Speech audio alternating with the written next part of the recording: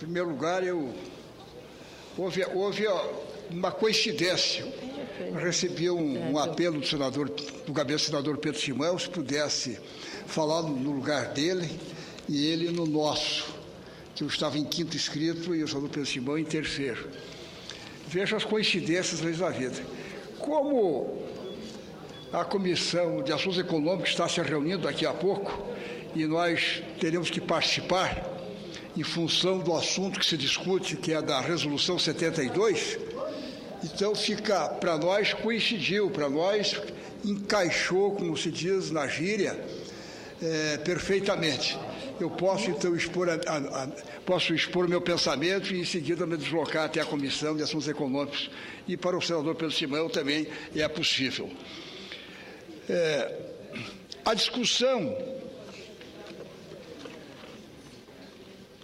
discussão acerca... Aliás, antes de entrar,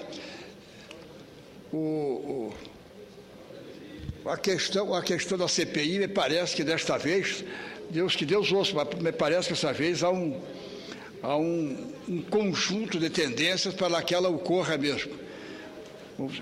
Ouça a Deus que a tendência e o voto, senador Pedro Simão, se confirme. Mas penso que vai caminhar nessa direção. Nobres colegas, a discussão acerca do projeto de resolução do Senado 72 de 2010, feita hoje na Comissão de Constituição e Justiça e, neste momento, vai na Comissão de Assuntos Econômicos, é de vital importância para o desenvolvimento do país, não há dúvida.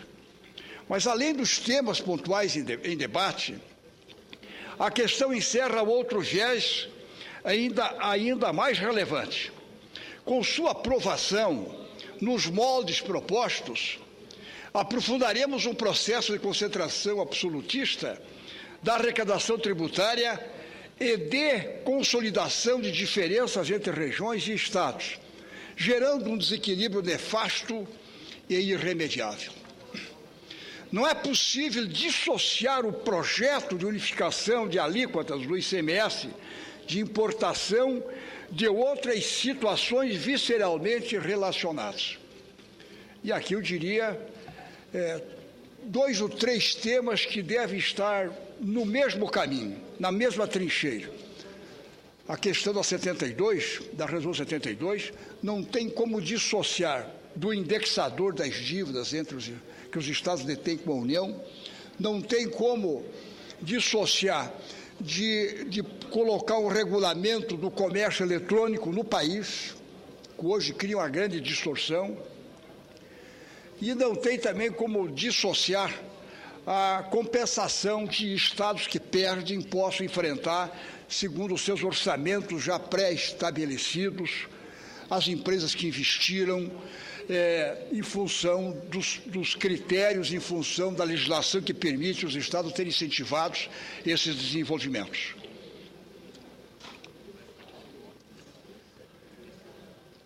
A dívida dos estados com a União e as regras que regem os repasses da União, inclusive também, acrescento mais, que é o Fundo de Participação dos Estados e dos Municípios, que é o famoso FPE e o FPM.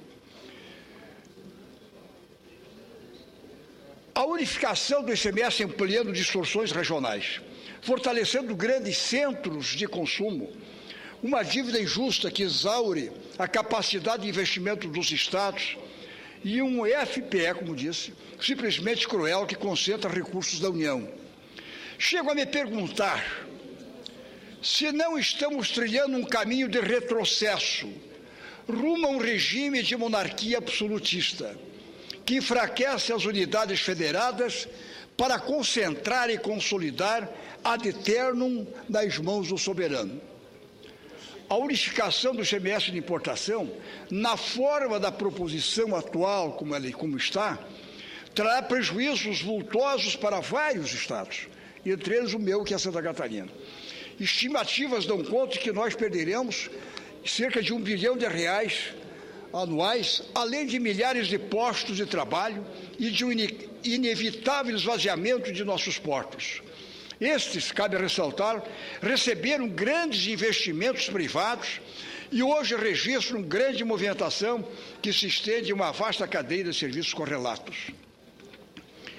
Os incentivos fiscais concedidos compõem uma legítima ferramenta de correção de desigualdades regionais, levando o desenvolvimento às unidades de menor densidade demográfica, distantes dos maiores centros de consumo e produção do país.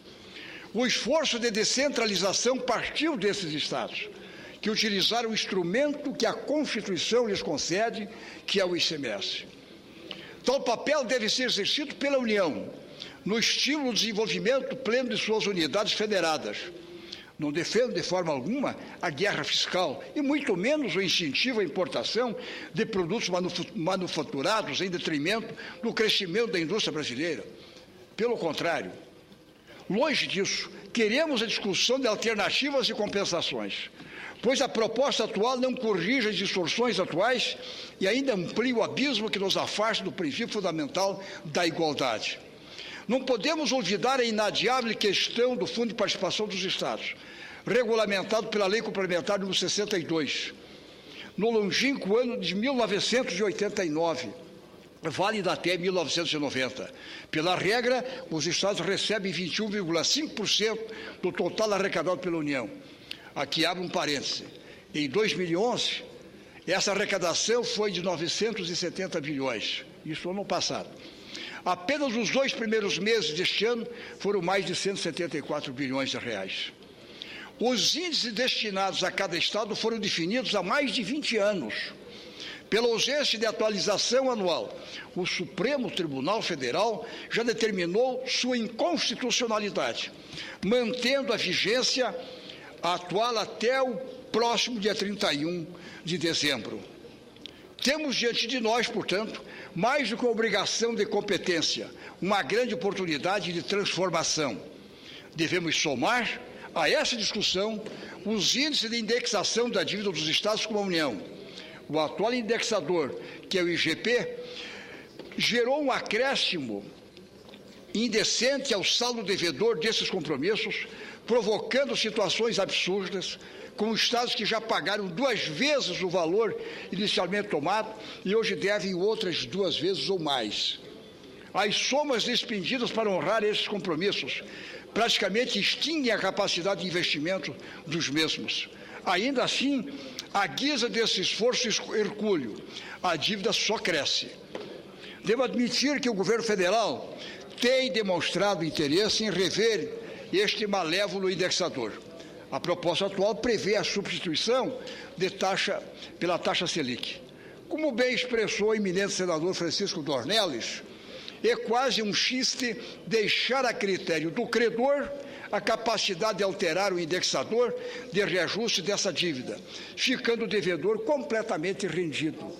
Na verdade, transformando dessa forma, como é o Banco Central que pode determinar os índices da taxa Selic, isso é a mesma forma que os estados e os municípios firmarem com o governo federal ou a União firmar com os estados e os municípios um contrato leonino. É ele que determina quanto quer cobrar de juros, se baixa ou sobe a subir ao prazer. Aí não fica uma questão bilateral. Contudo, a discussão em torno deste tema não deve restringir-se ao indexador, que tem que se encontrar um caminho denominador. Cabe inicialmente um questionamento acerca do destino desse gigantesco passivo. Ele não poderia ser revertido em investimentos infraestruturais nos estados? Por que não? Precisamos de melhores estradas, portos, aeroportos, ferrovias, obras de saneamento básico, obras preventivas de defesa civil.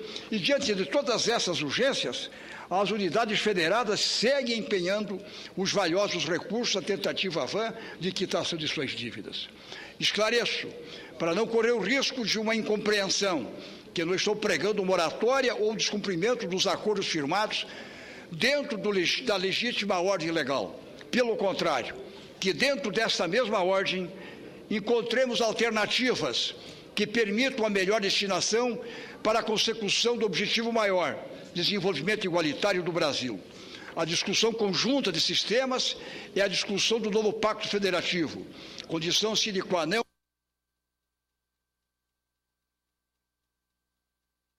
Estou concluindo, senhor presidente. Para que entremos de forma sólida e definida no caminho do desenvolvimento da democracia e da cidadania, afastando o risco real que hoje se apresenta de um retrocesso e aprofundamento das diferenças. Trago essas reflexões, senhor presidente e caros colegas, em função do debate estar em pauta, em função do que houve de hoje de manhã, que foi até às 13h50, praticamente às 14 horas, na CCJ, e do que começa a acontecer agora na Comissão de Assuntos Econômicos, e que, segundo a orientação do próprio líder do governo, o senador Eduardo Braga, a questão deve culminar na próxima terça-feira. Torcemos para que encontremos em conjunto entre o Senado, os governadores, os estados interessados e o governo federal o caminho da convergência, para que não haja a distensão, para que não hajam perdedores e ganhadores, mas antes pelo contrário, para que haja, como se diz, o consenso nacional, a vitória de todos em prol da unidade nacional, sem a perda da independência dos seus estados federados. Esta é a nossa luta, esta é a nossa exposição, senhor presidente e caros colegas.